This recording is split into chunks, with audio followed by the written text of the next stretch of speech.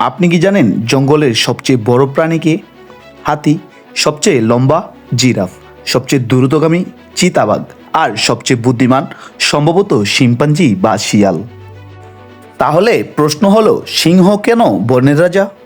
তার না আছে বিশাল শরীর, না আছে তুখুর বুদ্ধি, তবু সে যখন গর্জন দেয় পুরো জঙ্গল স্তব্ধ হয়ে যায়। কারণ তার শরীর তাকে রাজা বানায়নি, তাকে রাজা বানিয়েছে তার মানসিকতা বা অ্যাটিটিউড। আজ নিজেকে একটি প্রশ্ন করুন, আপনি কি সিংহের মতো মানসিকতা নিয়ে চলছেন, নাকি আপনি একজন শিকার হয়ে দুকে দুকে বেঁচে আছেন? কেন 99% মানুষ মাঝপথে হাল ছেড়ে দেয় আর মাত্র 1% মানুষ শীর্ষে পৌঁছায়? আজকের ভিডিওটি শুধু একটি ভিডিও নয়, এটি আপনার জীবনের টার্নিং পয়েন্ট হতে যাচ্ছে। আপনি যদি সেই 1%-এর মধ্যে থাকতে চান তবে আজকে একটি সেকেন্ডও মিস করবেন না। বলুন তো, কেন সিংহ বনের রাজা? সিংহের কাছে গিয়ে যদি হাতিকে জিজ্ঞেস করেন কেন সে ভয় পাচ্ছে, হাতি বলবে সিংহ শিকারী। কিন্তু সিংহ যখন হাতিকে দেখে সে ভাবে না যে হাতি তার চেয়ে বড়, সিংহ শুধু ভাবে ওটা আমার খাবার। এটাকেই বলে বিলিফ সিস্টেম বা বিশ্বাস। সিংহের সাহস, সে জানে না সে হারবে কিনা, সে শুধু জানে তাকে আক্রমণ করতে হবে।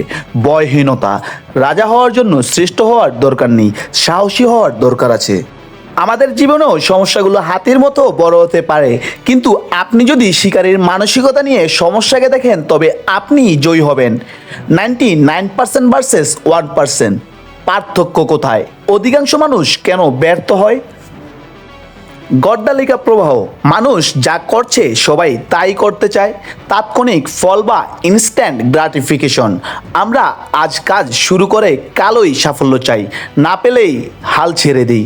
অন্যের মতামত, লোকে কি বলবে, এই বইয়ে আমরা নিজেদের স্বপ্ন বলি দিই। কিন্তু 1% মানুষ ভিন্ন, তারা জানে সাফল্য কোনো সিঁড়ি নয় যা এক লাফে চড়া যায়, এটি একটি ম্যারাথন।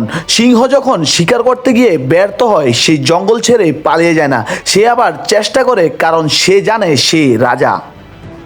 মাঝপথে হাল ছাড়ার মনস্তত্ত্ব। আপনি কি জানেন সাফল্যের সবচেয়ে কঠিন সময় কোনটি? যখন আপনি লক্ষ্যের একদম কাছাকাছি থাকেন। একে বলা হয় দা ওয়াল। অধিকাংশ মানুষ এই দেয়ালে ধাক্কা খেয়ে ফিরে আসে, তারা ভাবে হয়তো আমাকে দিয়ে হবে না। কিন্তু 1% মানুষ এই দেয়ালটি ভাঙার জন্য লড়াই করে যায়। সিংহের মতো মানসিকতা তৈরির 3টি ধাপ। স্বীকৃতি, মেনে নিন যে পথটা কঠিন হবে। 2. ফোকাস, সিংহ যখন শিকার করে সে পুরো পালের দিকে তাকায় না, সে একটি নির্দিষ্ট লক্ষ্য স্থির করে। আপনিও আপনার একটি লক্ষ্য ঠিক করুন। 3.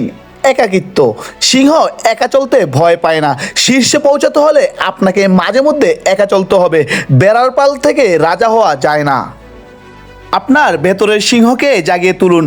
আজকের দিনটি আপনার শেষ দিন হতে পারত, তাহলে কি আপনি আক্ষেপ করতেন না যে কেন আপনি চেষ্টা করেননি? আপনার ভেতরেও একটি সিংহ ঘুমিয়ে আছে। সমাজ, ভয় আর আলস্যতাকে শিকল দিয়ে বেঁধে রেখেছে, এই শিকল ভাঙার দায়িত্বই আপনার। আজ থেকেই না বলা শিখুন। যা আপনার লক্ষ্যের সাথে মেলে না তাকে না বলুন। শুরু করুন। নিখুঁত হওয়ার জন্য অপেক্ষা করবেন না, শুরু করুন, তারপর নিজেকে নিখুঁত করুন। Call to action. মনে রাখবেন, জঙ্গল আপনার শরীর দেখে আপনাকে সম্মান করবে না, করবে আপনার সাহস আর টিকে থাকার লড়াই দেখে। 99% মানুষের ভিড়ে হারিয়ে যাবেন, নাকি 1%-এর মতো ইতিহাস গড়বেন, সিদ্ধান্ত আপনার। যদি আপনি এই 1%-এর মানসিকতা নিয়ে আজ থেকে কাজ শুরু করতে চান তবে কমেন্টে লিখুন, আমি আমার জীবনের রাজা।